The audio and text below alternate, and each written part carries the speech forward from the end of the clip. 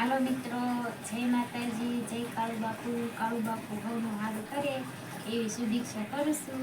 જો સરસ એવો તાજો એમ કહેવાય કે ભીંડો લઈ લીધો છે આપણે. આજે આપણે ભરેલા ભીંડાનું શાક બનાવવાનું છે.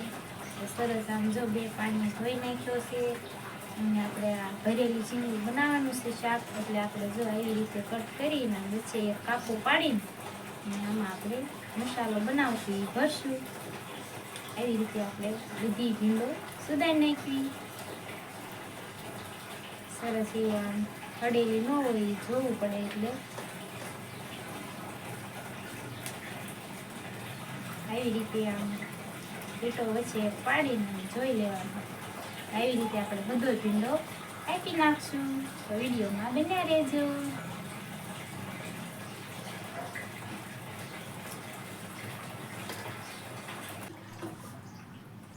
તો હવે આપણે જો બધો ભીંડો કાપી નાખ્યો છે. તો હવે ભીંડાનો ભરવા માટે મસાલો બનાવશું.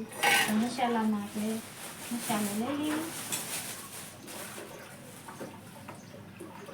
1 ચમચી આપણે ચણાનો લોટ લઈશું. 1.5 ચમચી ચણાનો લોટ લઈશું. શેકીને પણ ભરાય અને એમનેમ પણ ભરાય.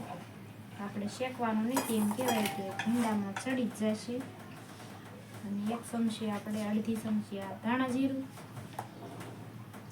1 ચમચી જેવું હળદર અને આ મરચું છે ખાંડેલું 1 ચમચી મરચું.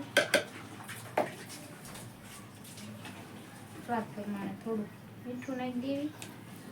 અને આ 1 ચમચી સફેદ તલ છે એ પણ આપણે આમાં નાખી દેવી. અને આ લીલા ધાણા એ આપણે આમાં નાખી દઈશું. સરસ એવું જો બધું નાખી દીધું છે. અને આપણે આ લીંબુનો 1 ફાડાનો રસ છે લીંબુનો, એનો આપણે આ મસાલો બનાવશું.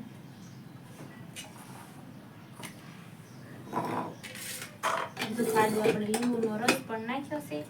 અને આ ઉપરથી થોડુંક આપણે 1 પાવડું તેલ નાખશું.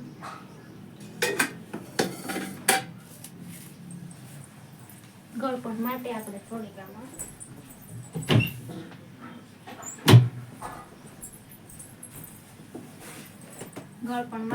થોડુંક આમાં ખાંડ નાખશું.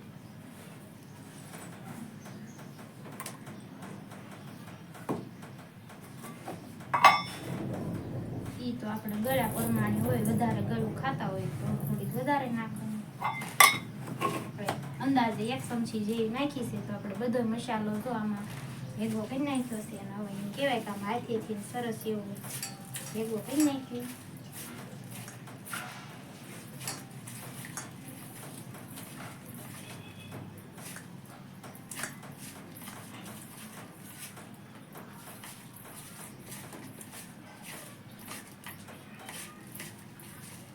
બધો મસાલો સરસ એવો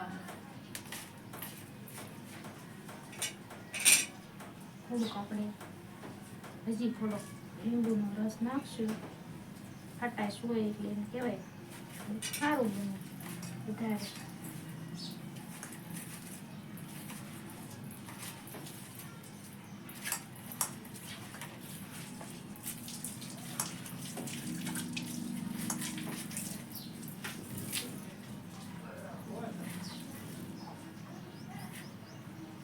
તો જો સરસ એવો આપણો મસાલો બનીને તૈયાર થઈ ગયો છે. એટલો જ આપણે બનાવવાનો છે. એવી રીતે બહુ આમ ઢીલો નહીં ને આમ કોરા જેવો. એટલે આપણે મસાલો જે છે એ સરસ ચડી જાય ભીંડામાં. આપણે જો શીંગ લઈ લેવી અને આવી રીતે આમ સરસ એવો આમ બધો મસાલો ભરી દેવી.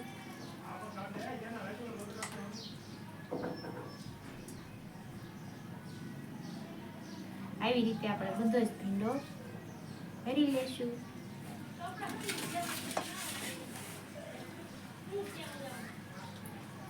આપણે આમ આદુ તો શાક બનાવતા જ હોય ભીંડાનું. આપણે આજે ભરેલા ભીંડાનું બનાવવાનું છે. એમ કહેવાય કે બધાને ભરેલા ભીંડાનું વધારે ભાવે.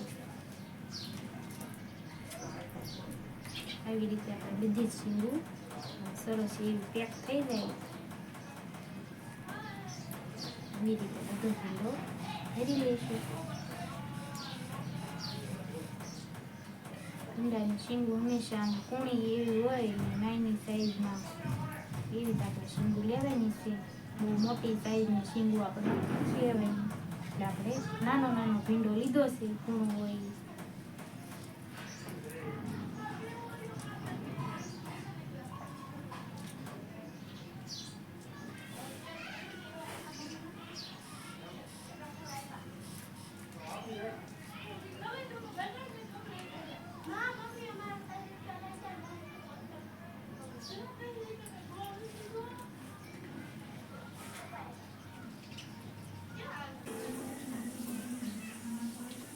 હવે આપણે 2 મિનિટ જેવું થઈ ગયું છે.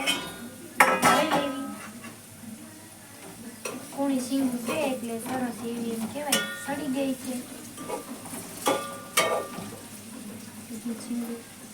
હવે આપણે આ જે શીંગું બધા મસાલો વધ્યો તો બધો મસાલો આપણે આમાં નાખી દઈશું.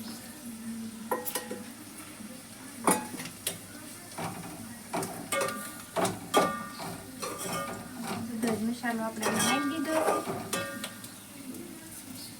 આપણે આ જે ખાટી જે સાસ છે સાસ પણ આપણે આમાં નાખી દઈશું. દહીં હોય તો દહીં પણ હાલે. આપણે સાસ નાખશું.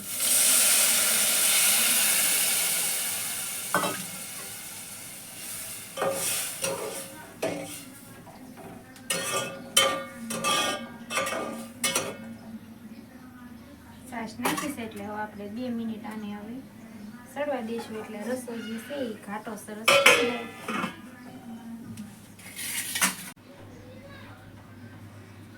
તો આપણે જો બધો ભીંડો ભીન નાખ્યો છે તો આપણે શાક બનાવવાનું શરૂ કરી દેવી. ગેસ ચાલુ કરી દીધો છે અને તપેલી પર મૂકી દેવી.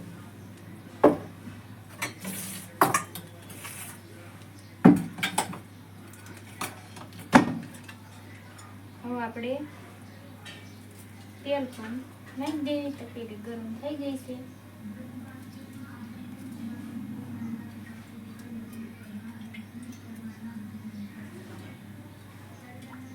ચાર પાવડા આપણે તેલ લીધું છે.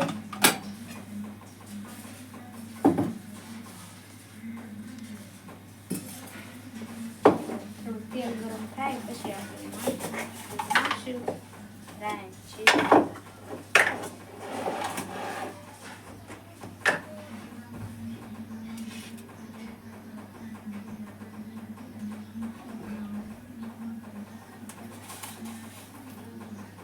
અડધી ચમચી રાઈ નાખશું.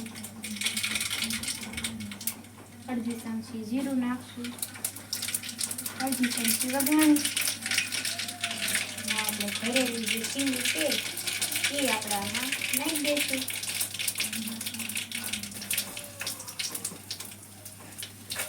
બધી શીંગું આમાં નાખી દેવી ધીમા ધીમા.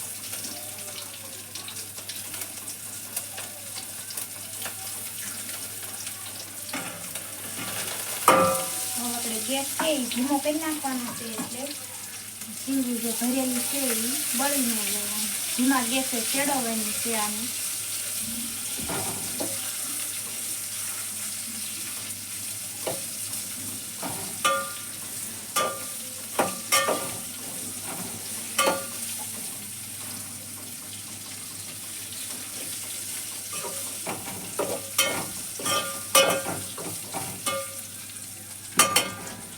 બે મિનિટ આપણે ઢાંકી દઈશું એટલે ધીમા ગેસે શીંગું ચડી જાય.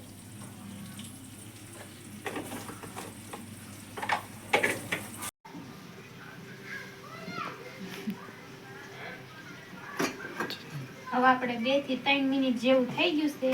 તો હવે આપણે જોઈ લેવી. તો સરસ એવું તેલ પણ છૂટું પડી ગયું છે અને આમ રસો પણ સરસ ઘાટો થઈ ગયો છે. સરસ એમ કહેવાય ગ્રેવી વાળું શાક બન્યું છે આપણા જો આખા ભીંડાનું. હવે આપણે આને નીચે લઈ લેવી.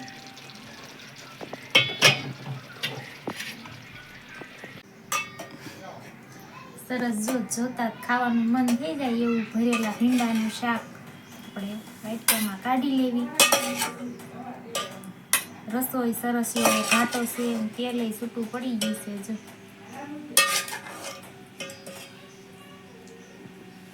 સરસ એવો ભરેલા ભીંડાનું શાક. જો વિડીયો સારો લાગ્યો હોય તો લાઈક કરો, સબસ્ક્રાઈબ કરો, બેલ આઇકન દબાવવાનું ભૂલતા નહીં. તો હાલો બધાય જમવા.